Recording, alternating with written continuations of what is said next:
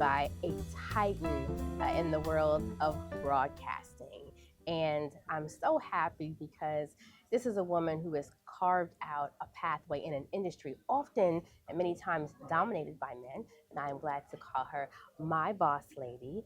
She is on the couch with me today, Miss Chesley Maddox-Dorsey, who is the president and CEO of American Urban Radio Network. Thank you. Thank you. I was just saying, I don't get nervous around many people, but when the boss is in the building, you got to straighten up and fly right. You got to straighten up and fly right. No, but I am glad to be able to talk with you one on one because I want to talk today kind of about having a vision and what that means and how that has served you. And in a field that seems so challenging, what do you see in this future of broadcasting? Well, that's a loaded question. It is. But, broadcasting is broad and it's about connecting people. We're all trying to build a community. Mhm.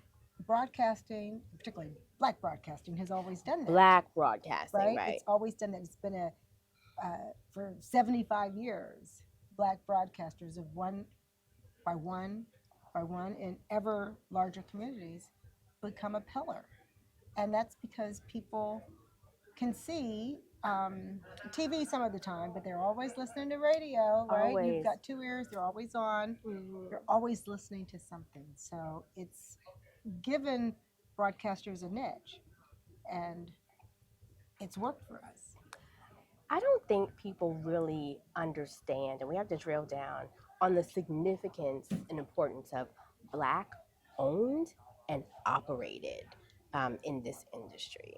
So we're at NABOB, National Association of Black Owned Broadcasters Conference, which is some of the background noise that you probably hear. And it's about Black owned, not just targeted, but Black owned broadcast. There's a sensibility, there's a connection, Right. there's a level of responsibility that Black owned broadcasters have to their communities. They go to the same churches, they go to the same events, they go to the same schools. Black is not something you opt in. Come on. That's just, you don't get to choose that. That's how you come out. Mhm. So you can't do it on a Monday and, leave it alone on a Tuesday. You do it 24/7. Right. And so there's a lot of commonality, a lot of understanding of what people are going through, which is what, at the end of the day, that our listeners enjoy. They might not like every song Mhm. that we like, but there's some of them we like, and there's some Absolutely. connections to those songs Absolutely. in our life, moments in our lives. When I started out, I mentioned that this is a field that is mainly dominated by men. How has it been for you in this field as a Black woman? What are some of the challenges that you faced? Well, I'm the youngest of 5 children. So I grew up. Got the baby in the house. I grew up with the challenge to be heard. Yeah. So that's not, for me, it's been, I had wonderful mentors in this industry. And as you said, it's a mostly male dominated industry, but there are great females in it as well. Mhm. And it's easy to learn from people. Right. And actually, they've been quite generous because there's so few of us. We know each other well.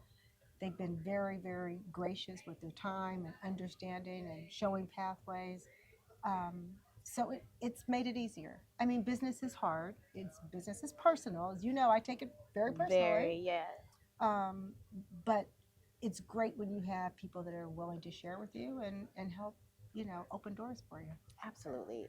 I was just kind of doing a little bit of research and I came across a panel discussion you had done. And in this, you were talking about how traditional media needs to now learn and understand how to be disruptive. Right. What did you mean by that? Because that just stuck out to me in like an incredible way. So people always talk about technology, disrupting, right? And so, you can either be disrupted or you can get disrupted. Yeah. Better to do it on our terms. And so we know people are using other technologies to listen to our content. Better that we help them in that process. We disrupt ourselves. Listen, our audiences deserve the best. If we're not the best, disrupt ourselves and get better. Good answer. Like it just stuck out to me. I was like, that is so good. So how can we create those different things? And during this conference at NABA, we've been talking a lot about, and you were on a panel earlier with Mark Pritchard, with P&G, and also Edna K. Williams, wonderful with AARP. And some of that conversation was on getting more companies to spend on Black-owned stations. Right. But part of that, we were talking about solutions. Right. What are some of the things that you think need to begin to happen? Because I don't think a lot of people realize that even though the funding, the ad spend has increased to like $880 million, it only represents 1.16% of revenue that is coming in. So what are some of those solutions you think need to happen? Well, we have to work together. That's the first thing, right? We've got diverse owners, and our company, American Urban Radio Networks, is like Switzerland, so we can help facilitate that.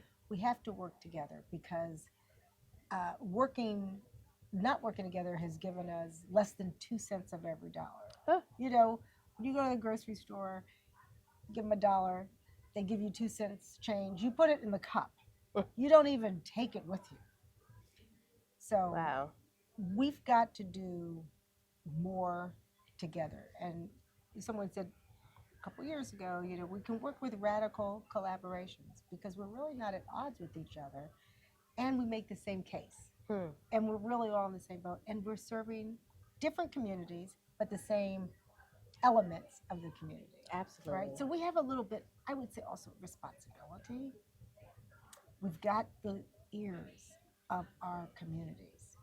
We got to say something. Absolutely. It's an opportunity, as I said earlier, this is not a moment. In order for it to be a movement, we have to lean in. Oh my goodness, completely. I want to go back to, you coming into this industry and reflecting back, is there a moment or decision in your career that you feel was a turning point or a defining moment? I've had so many. I've had so many. I mean, from the people that I've met that have, opened up opportunities to me. But I would say one really stands out. I've been in the industry a long time, but when I met and got the opportunity to work with Sid Small, that really stands out. That was really a defining moment. He was such a clear and strategic thinker. And at the beginning of our relationship, he was a very quiet man and very watchful, and I'm very loud out there. So he watched, learned, and listened. And, when we got the opportunity to work together, we did. And again. And then I got to come into his company and be the president of the company. And it just gave me further opportunities. And I saw beyond myself into a larger group. And that really is what he helped me, because he had built a national company. Remember, 50 years ago, he founded National Black Network, which is the foundation of American Urban Radio Networks, because he had a national vision as opposed to a local vision. So I had the privilege of working with him for all those years. So that was a game changer for me. I just want to ask one more quick question. And then talking about legacy, right? Word that carries a lot of weight. With all that's said and done, what do you want AURN's legacy and your personal legacy to be? Well, for me, a key is to have, legacy means that it's gone on long enough to be worthwhile. That part. Right? That part. So that's my, personal mission, is to be worthwhile and to contribute back. I love that. I think AURN was founded on the belief that there was a void in people's information, news, life, that there were people who were not represented on the main stage. That's our legacy. We've gotten people who were underrepresented to be represented on the main stage. I love it. I like stages. This was so good.